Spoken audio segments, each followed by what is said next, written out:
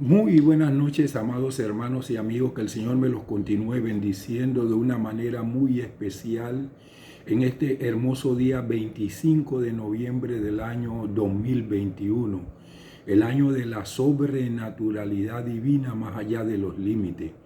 Quiero darle como siempre la más cordial bienvenida en el nombre de nuestro Señor Jesucristo y agradecerle el que usted haya separado este tiempo para estar con nosotros en este estudio de la palabra de Dios. Estamos estudiando la carta del apóstol Pablo a los hermanos de Colosa y hemos visto allí verdades fundamentales acerca del señorío de nuestro Señor Jesucristo, su deidad. Y vamos entonces en este día a seguir estudiando esa maravillosa carta. Así que vamos a tener una palabra de oración para dar inicio. Padre, en el nombre glorioso de nuestro Señor Jesús, estamos agradecidos contigo por convocarnos a estudiar tu palabra, Señor, a llenarnos de ella, a rebosar de ella y a que ella, Señor, pueda ser el fundamento que nos mantenga, Señor, fieles a ti, sin desviarnos ni a derecha ni a izquierda. Que tu glorioso y santo Espíritu, como siempre, trascienda y nos traiga la revelación que tú tienes preparada para este día. De antemano queremos darte toda la honra y toda la gloria por todo lo que nos entregas en este momento, en el nombre precioso de nuestro Señor Jesucristo. Amén.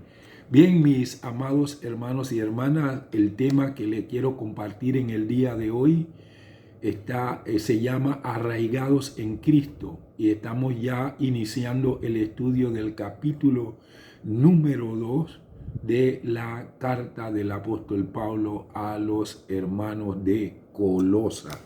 Así que arraigados en Cristo. Una gran lucha. De esta manera, Pablo describe su preocupación por los cristianos de Colosa, a quienes nunca ha visto.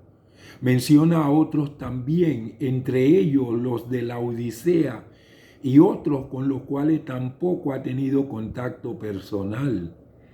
El apóstol no está diciendo palabras agradables solamente cuando les dice a los colosenses que está con ellos en espíritu. Los informes que le han dado acerca de su firmeza en la fe le han producido gozo. Los anima a seguir robusteciendo sus raíces espirituales y edificando a diario su fe sobre este firme cimiento. Él conoce también los peligros con los cuales se enfrentaban los colosenses y los demás cristianos. Los falsos maestros, con su gran poder persuasivo, constituyeron una continua amenaza para la iglesia del primer siglo. En lugar de darle a los creyentes la libertad que les prometen, esta gente solo lo llenan de atadura. Pablo se regocija en la libertad que la muerte vicaria de Cristo le da a todo lo que le aceptan. Sus discípulos no se deben enredar de nuevo en las cosas del mundo, del que ya han sido liberados. Hay una recompensa cierta en espera de aquellos que permanezcan fieles. Los colosenses no deben permitir que nadie se la robe, y nosotros tampoco debemos permitir que nadie nos robe la recompensa que Cristo tiene para sus fieles. En mi disertación del día de hoy voy a desarrollar mi tema en 3 puntos importantes. El primero, un lazo espiritual. El segundo, una advertencia oportuna. El tercero, un sólido cimiento. Vamos a ver este primer punto, un lazo espiritual. Colosenses capítulo 2, versículos del 1 al 3. Dice así la palabra del Señor: quiero pues que sepan cuán grande conflicto tengo por ustedes, por los de la Odisea y por todo lo que nunca me han visto personalmente, para que unidos en amor, sus corazones sean reanimados hasta lograr toda la riqueza de la plena certidumbre de entendimiento, para conocer el misterio de Dios, es decir, Cristo mismo. En Él están escondidos todos los tesoros de la sabiduría y del conocimiento. Hasta aquí la lectura de la palabra de Dios. ¿Qué nos dice Colosenses 2:1 en cuanto a las relaciones entre Pablo y los colosenses? Es poco probable que Pablo visitara Colosa y la Odisea. Por tanto, no conocía a aquellas iglesias personalmente. Había viajado 2 veces por la provincia de Frigia predicando el evangelio, pero no había bajado hasta Colosa y la Odisea. En una ocasión había deseado entrar en Asia, pero el Espíritu Santo le había prohibido que lo hiciera. Por esto había viajado por la ruta del norte. Los cristianos de Colosa y la Odisea, aunque es probable que fueran unos desconocidos para Pablo, contaban con su afecto debido a su fe y amor, como dice el capítulo 1, versículos 4 y 8, que ya lo dimos anteriormente. Pablo sentía una inmensa pasión y preocupación por la iglesia toda, y no solo por las congregaciones que él había fundado o las más que tenías cerca en el momento. No seguía el adagio mundano de corazón que no ve, corazón que no siente. En su alma sentía el anhelo de ver a los creyentes consolados, unidos en amor. Oraba para que alcanzaran toda la riqueza de pleno entendimiento, a fin de conocer el misterio de Dios el Padre y de Cristo. No son los dones, ni siquiera las cosas que llamamos generalmente espiritualidad, los que unen a una iglesia. El lazo que une a los creyentes es el amor. Pablo dice que la iglesia es el cuerpo de Cristo, como lo vimos ya en el capítulo 1, los versículos 18 y 24. Los miembros de ese cuerpo deben estar unidos entre sí por los lazos del amor. ¿Es posible ser espiritual sin amar? Sin una unión así, la iglesia ya no es un cuerpo, queda desunida, dispersa y convertida en fácil presa del enemigo. El amor es el que nos permite guardar la unidad del espíritu en el vínculo de la paz, como dijo el apóstol Pablo a los hermanos de Éfeso en su carta en el capítulo 4, el versículo 3. Vamos al segundo punto, una advertencia oportuna. Colosenses capítulo 2, versículos 4 y 5. Digo esto para que nadie los engañe con falsos argumentos persuasivos. Pues aunque estoy ausente en el cuerpo, no obstante, en espíritu estoy con ustedes, gozándome y mirando su buen orden y la firmeza de su fe en Cristo. ¿Qué significó de manera especial un peligro para el bienestar espiritual de la iglesia de Colosas? ¿Pasa la iglesia de hoy por estos mismos peligros? Aunque físicamente muy alejado de los colosenses, Pablo está cerca de ellos en espíritu. Conoce los conflictos con los que se enfrentan por el hecho de ser cristianos y estar en medio de una generación malvada y perversa. Los alerta contra las trampas de las falsas enseñanzas y les advierte que los agentes del enemigo actúan insidiosamente y hablan con sutileza. Estos maestros del engaño son elocuentes y persuasivos. Son especialistas en palabras destinadas a seducir. Cuando un maestro abandona o tuerce la verdad, entonces tiene que depender de cosas como las tácticas de oratoria y las palabras persuasivas para convencer a sus oyentes. La elocuencia y el poder de persuasión pueden ser útiles en la predicación del Evangelio, pero también pueden esconder serios errores, de tal manera que engañen al que acepta las enseñanzas sin discernir primero y lo conviertan en una víctima de ellas.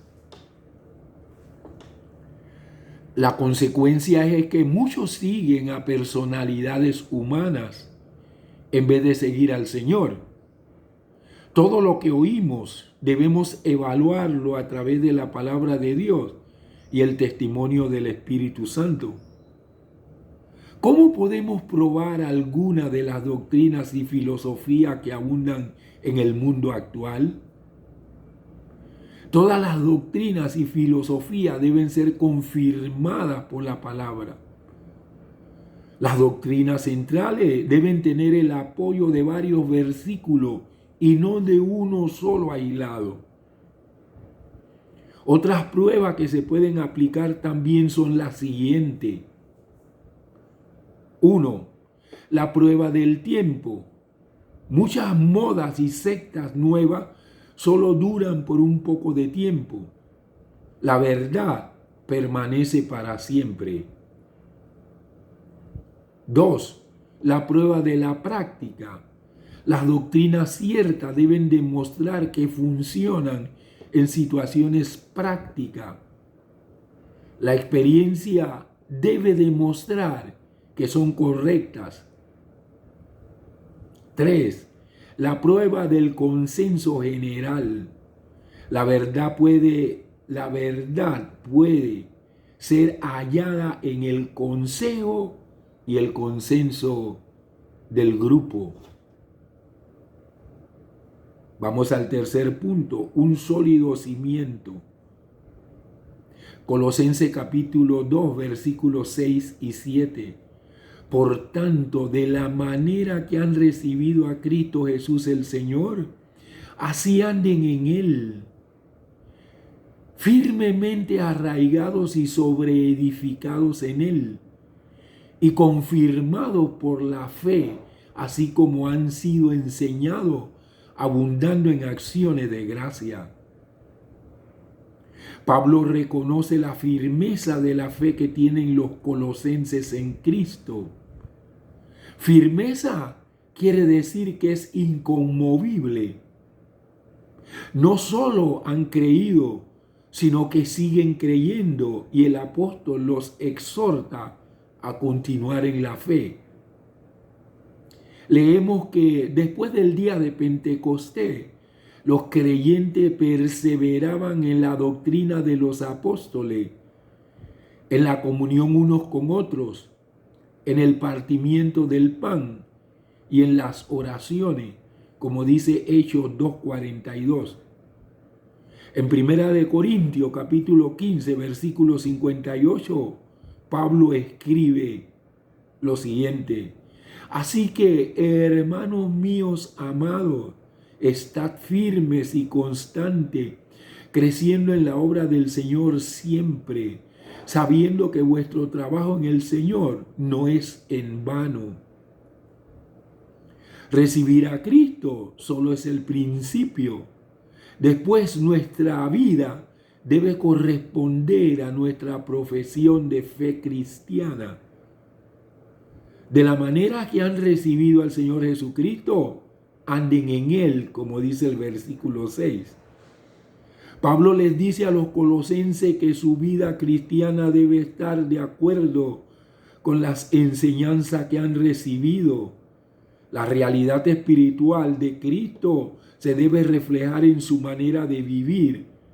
Ellos están en Él y Él está en ellos, como dice Juan 14:23.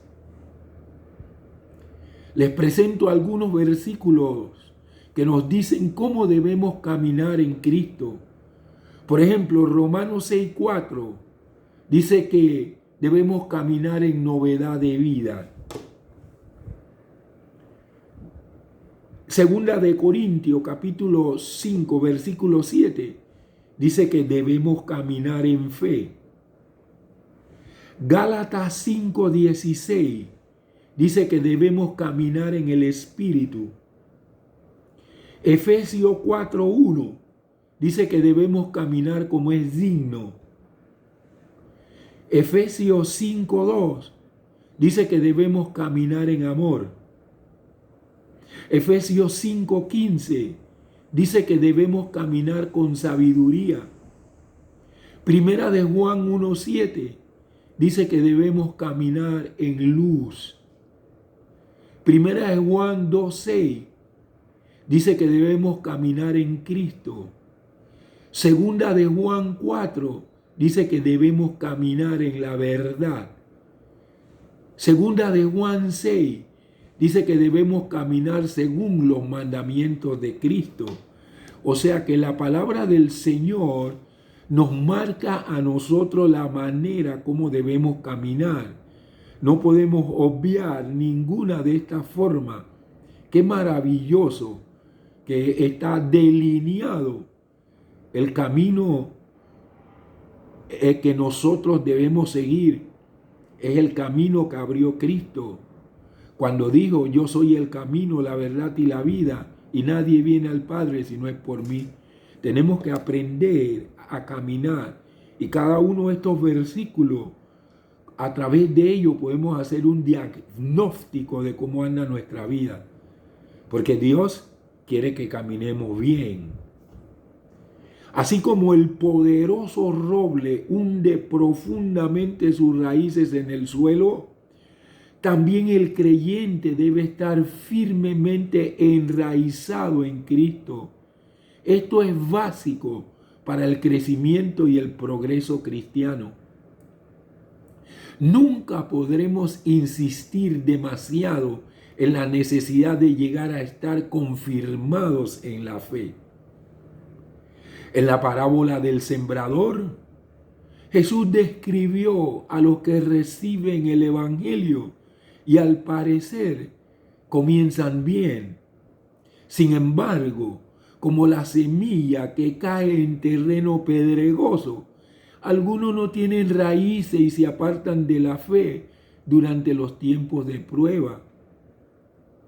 Otros, como la semilla que cae en terreno lleno de espinos, tienen tantos intereses ajenos a la vida espiritual que la llegan a asfixiar. Estos nunca llegan a estar firmes en su fe y pierden lo que han recibido. Todo esto que el apóstol Pablo le mandó a decir a los hermanos de Colosa es para que su fe fuera fortalecida. Ellos estaban tropezando con falsos maestros que querían introducir encubiertamente herejías destructoras. Y Pablo, después del informe que le dieron, pasa a escribirle acerca de todo lo que ellos tenían que hacer para poder rechazar esas doctrinas falsas y estar firmes. Ellos, al igual que nosotros en el día de hoy, estamos viviendo lo mismo. Nosotros, yo diría que en una forma mucho más generalizada, porque nosotros estamos viviendo en un tiempo de apostasía. Es tan increíble esto que los falsos maestros no solo están arrastrando creyentes comunes y corrientes. Los falsos maestros están arrastrando pastores, están arrastrando profetas, están arrastrando maestros, están arrastrando pastores. ¿Por qué, hermano Leslie? Porque la palabra del Señor dice que en estos últimos días habría mucha comezón de oír. Hay gente que quiere oír cosas nuevas. Ahora, si nosotros queremos tener una revelación fresca, tenemos la bendita, santa y poderosa palabra de Dios para estudiarla. Por eso fue que el Señor Jesucristo dijo, escudriñad las Escrituras. A ustedes les parece que en ellas tienen la vida eterna y ellas son las que dan testimonio de mí. No tenemos que buscar otras cosas.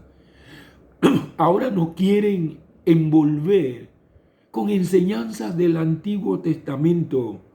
Pero esas enseñanzas del Antiguo Testamento en principio no son tan nocivas. Pero cuando la gente entra y comienza a profundizar, la cabeza se le calienta. Y como yo digo, los cabezas calientes terminan negando su fe en Cristo. Eso es lo que es apostasía.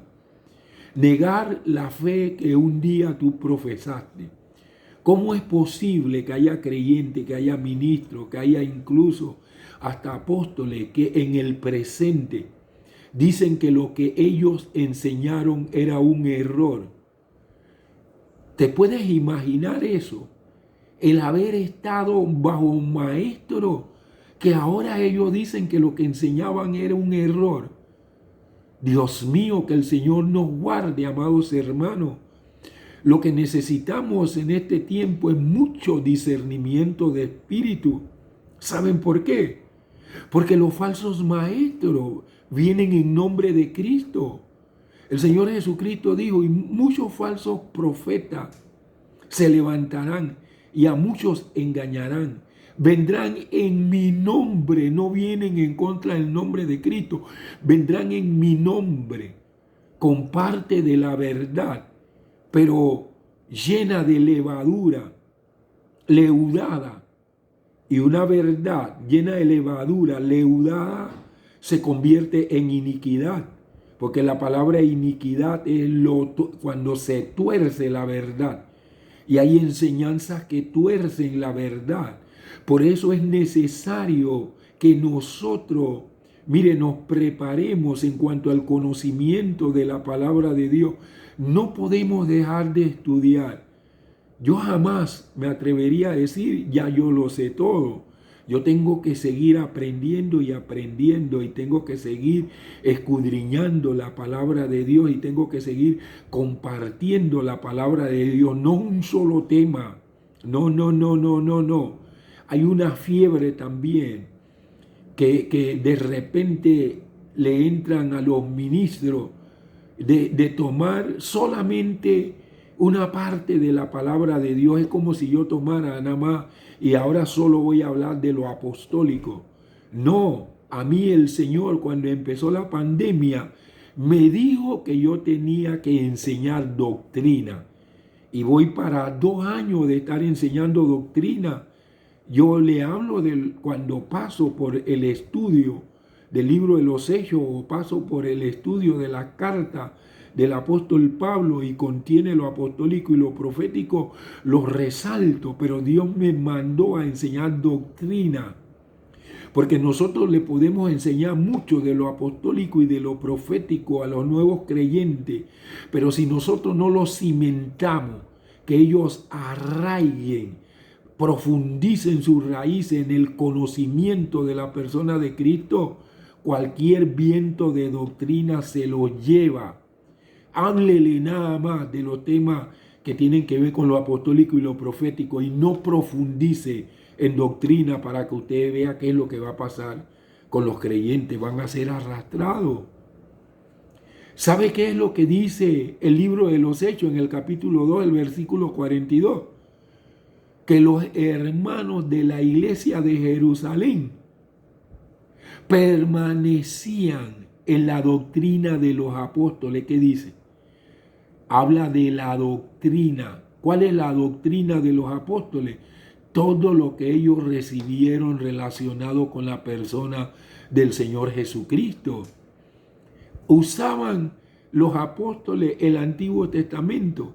Sí, para resaltar la obra maravillosa de nuestro Señor Jesucristo, no para volver al pasado. ¿Sabe cuál fue la gran batalla que tuvo el apóstol Pablo, que el apóstol Pablo era un judío y como judío, él siempre, y fariseo, siempre cumplió con la celebración de la fiesta y con todo lo que ordenaba la palabra de Dios, porque él era un judío. Pero el apóstol Pablo lo que nunca permitió es que lo que tenía, lo que era para los judíos, se lo implantaran a los gentiles. Eso es lo que están tratando de hacer en el día de hoy, tomarnos a nosotros que no somos judíos para implantarnos lo que le pertenece a los judíos. Y la gente del pueblo de Cristo no se da cuenta de esto. Eso es lo que es la comezón de oír. Mire, con palabras persuasivas de humana sabiduría. Entonces se están tratando de convencer, porque esos falsos maestros no están buscando a los que están en el mundial, a los que no conocen a Cristo. ¿Sabe a quiénes buscan los falsos maestros? A los que conocen a Cristo. Ese es su trofeo. Y usted no puede ser un trofeo para los falsos maestros. Aprenda a discernir. Aprenda a que cuando usted escucha algo nuevo, páselo por el tamiz de la palabra de Dios, a ver si resiste la prueba. Si resiste la prueba y usted ve que hay más de 3, 4 citas bíblicas en la palabra de Dios que confirman eso, entonces pasó el tamiz. Si es una sola cita bíblica, eso no pasa el tamiz. Porque hay palabras que se sacan de contexto.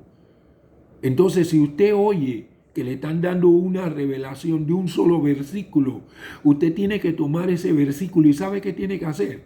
Usted tiene que leer todo el capítulo. Porque de lo contrario, a ustedes le van a sacar la palabra de contexto y usted va a quedar fascinado como quedaron fascinados los Gálatas.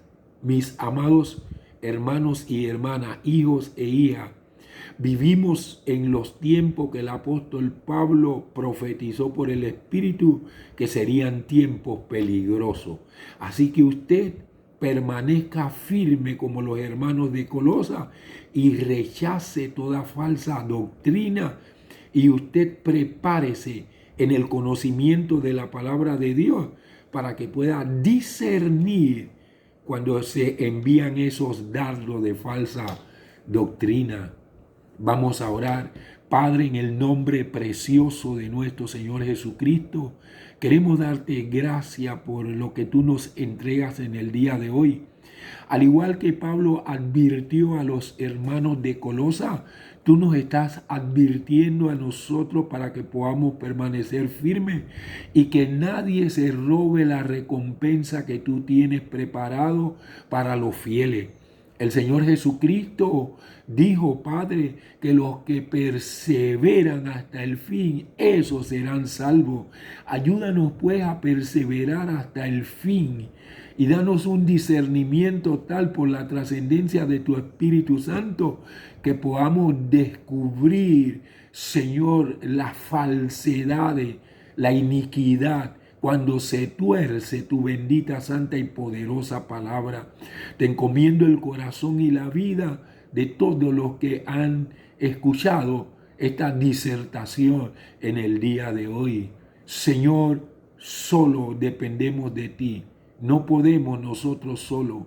Ayúdanos a permanecer firme en el nombre precioso de nuestro Señor Jesucristo.